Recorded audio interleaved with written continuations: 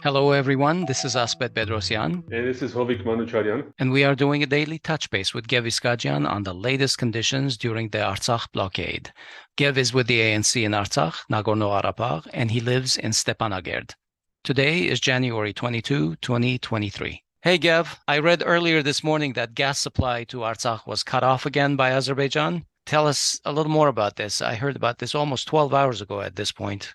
Yeah, I think, look, it's important to note, and I'm sure you guys have realized it too. They're doing this thing where they're cutting off the gas. So it was gone for the good part of yesterday and today. What I've noticed is they're cutting off the gas intermittently. So for like 12 hours, they'll cut it off. In the middle of the night, they'll turn it back on for a little bit.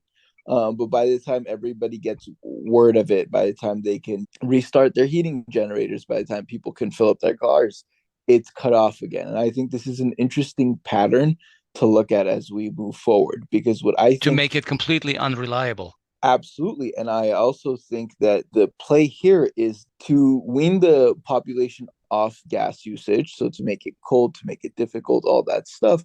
But also for them to have the space later on, I'm talking about the Azeri government, to come and say, well, the gas wasn't fully cut off. We turned it back on.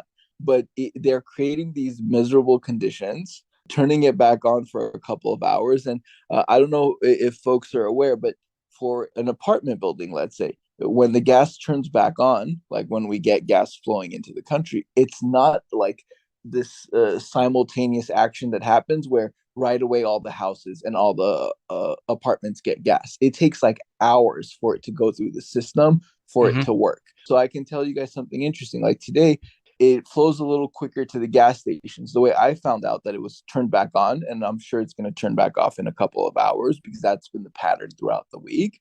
I was coming back home and then I saw this massive line at one of the gas stations and someone's like, oh, the gas must be back on. And I was like, well, the building we were at didn't have any right now. And they're like, yes, because it takes hours for it to reach homes, where it's a little quicker for it to reach some of the gas stations. How is this affecting the electricity situation? What it does is, and we've mentioned this before, the less gas that we have, the more people rely on electric heating. And the more that people rely on electric heating, the electricity lines take a toll. So our grid gets completely screwed in this sense.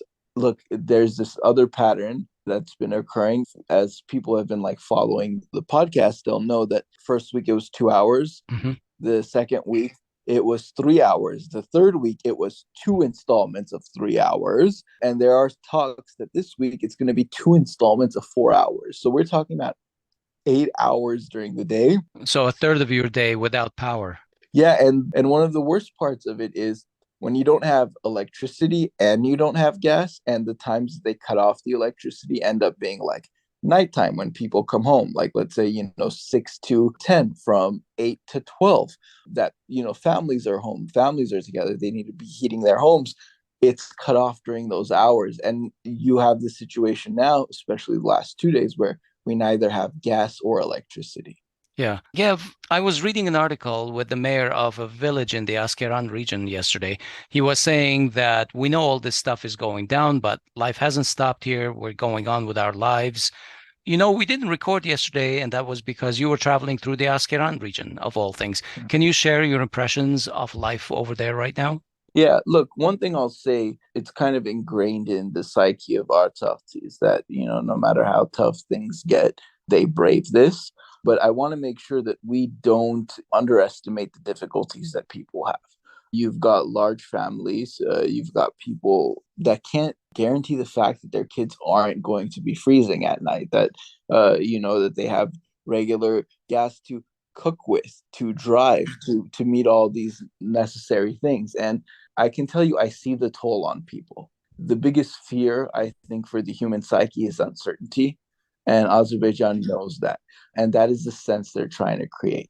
All that said, at the same time, I can tell you something that's a little interesting. We're used to the fact that city centers are supposed to be like more bustling with more resources and all that stuff. Interestingly enough, in a blockade, when you go through some of these villages and stuff, they're a little more prepared than we are in the city. As you guys know, like I'm in Stepanakert, but as I've gone to a few of these villages in the past few days, I get the sense that one, they're more tied to the agricultural lands, right? A lot of them have their own fields and stuff. Two, they're more used to, especially for the winter months, like conserving food, canning food, all that kind of stuff. Mm-hmm. So in certain regards, they're actually more prepared than the city because the city relies on the shops and the stores and the import of stuff coming in all the time, whereas some of the villages are a little more self-sustaining. On Yeah, top that's of that, I'll interesting. tell you, right? And what else I kind of noticed talking to some of folks. So as you guys know, it's tough to even get like eggs or the most basic food necessities here. Talking to some folks in the villages, they'll tell me like, my brother is in Askeran or my aunt's in Stepanakert or my aunt's in the city, blah, blah, blah. And it's from the villages that they're kind of sending these little care packages to folks in the cities because the villages, they have their own chickens, they have livestock, they have some of those self-sustaining things that we talk about. Yeah. But I will tell you just really quickly to add on to that, that's going to take a hit as well. Because I was speaking to some farmers, some folks that deal with livestock and stuff, and they're like, look, it's good. We've got this livestock. We've got pigs, cows, sheep, all that stuff. But we're getting to the point where we can't feed them. And that's going to be a bigger problem because we were importing a lot of the feed that they use. And that's going to snowball into like food scarcity issues. That's not good. Yeah. I was going to say the same thing. I think that the reason that the commercial poultry farms aren't producing that much is exactly because there is lack of feed. Yes. Hey guys, one pet peeve.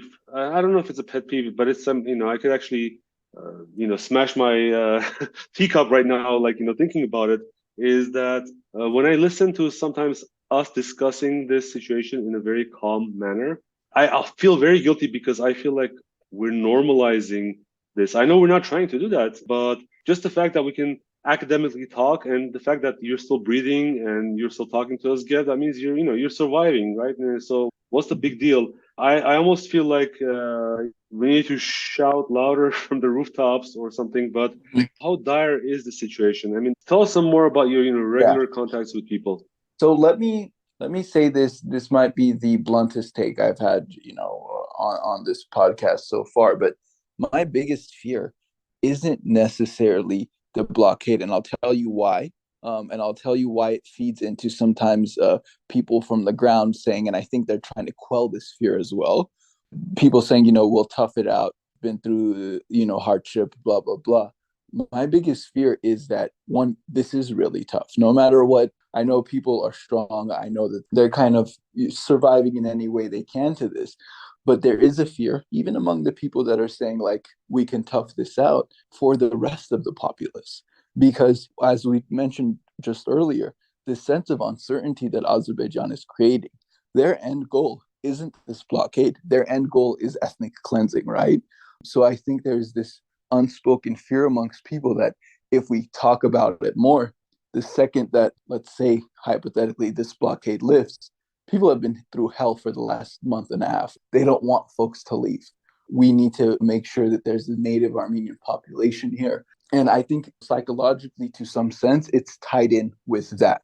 But as folks are saying this, it's absolutely imperative that we can keep in mind that it is very tough here. It's very tough on every segment of the population. We've got all our kindergarten kids, all our school kids, starting from last week, haven't been to school because we can't guarantee proper heating. We can't guarantee that we can supply the school cafeterias with lunches. We have insulin and medicine shortages. So take what the folks are saying with the grain of sand, because the folks here are really tough. Folks here take care of each other, but it is a difficult situation. Yeah, I completely agree. Though I think that it's one thing to present a strong facade to your own people and internally.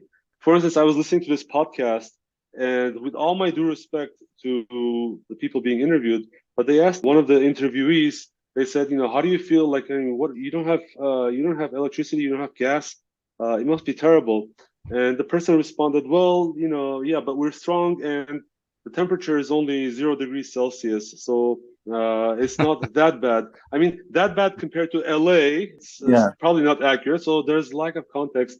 And I think that people do want to present a strong and courageous face of resistance, especially when you're, dealing with Azerbaijanis. But I think it's also important for our listeners to recognize that this is a very dire situation. Yeah, Hovik, I don't care what they say and how strong they are, but taking showers in 0-degree temperature is not fun. Asbed, and they're not eating all day. Fuck showers. I mean, Asbed, people aren't eating. Children, there are reports of children in stores not having baby food formula. People That's right. make makeshift baby formula out of flour and sugar. I mean, this is a horrible This situation. is a very tough time. Fuck showers, man. I mean, this is that's what I'm talking about. I could go without showers for about a month. I cannot go without knowing that am I feeding my baby the correct formula? Is my baby developing? I think that's a very important issue to communicate. Sorry thank you for letting me vent on here, but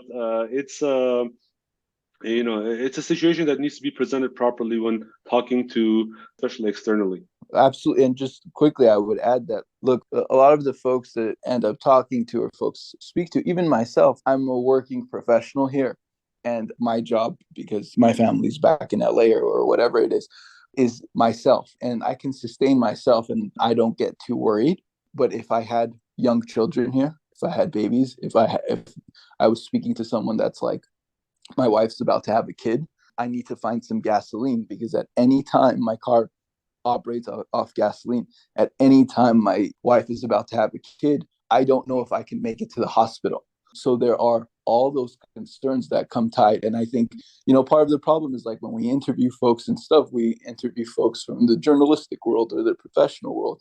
But the difficulties for the layman, for the common people here, are much greater. Yeah. Okay. A freezing shower is the easiest part of this. Yes, unfortunately. Though that's not fun too, I'll add. But yes, absolutely. Hovik, yesterday you interviewed Metaxe Hakobyan in episode 213 of our podcast. She's a member of the Justice Party, Artsakh in the Artsakh Parliament. I wasn't able to record that with you. What were her thoughts about this blockade and the current events? So I'll begin with the negative. I mean, speaking to her about this really communicated that. So if I would encourage people to listen to her. Basically, she says that the current situation is really hell. I mean, it's something that should not be normalized, but the people of Artsakh, the only reason that people of Artsakh are doing this and are consciously toughing it out, the only goal is not to lose Artsakh as a homeland for the Armenian people. And they rely on the support of the entire Armenian diaspora. They rely on the support of Armenians in Armenia. And I think it's very important to communicate that. So they are essentially unfortunately, the human shields. There are fort posts right now, and they're taking all the hits for the rest of the Armenian nation. That's why it disgusts me. I want to puke when I see pictures of just yesterday, Nikol Pashinyan and Alen Simonian dancing in Ijevan. That's after the disaster in the village of Azad, where 15 people burned alive, 15 of our young conscripts burned alive. I think those are the things that are sort of really, when people in Artsakh also see, it can get them worse than any Azeri propaganda, any Azeri deprivation of gas or electricity.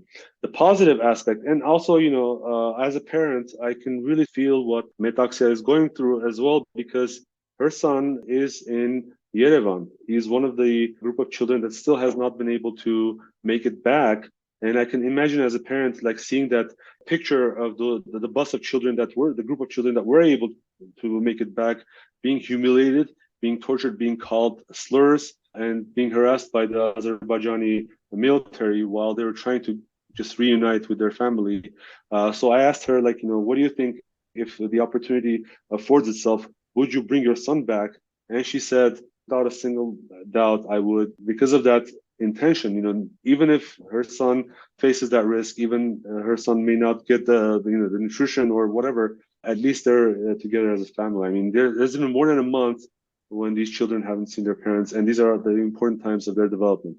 And on the most positive aspect of it, basically, she said that over the last few weeks, in at least the political arena of Artsakh, there has been a little bit less anxiety that due to this adversity that they're facing, that their government may go to some horrible compromise behind their back solely due to the situation.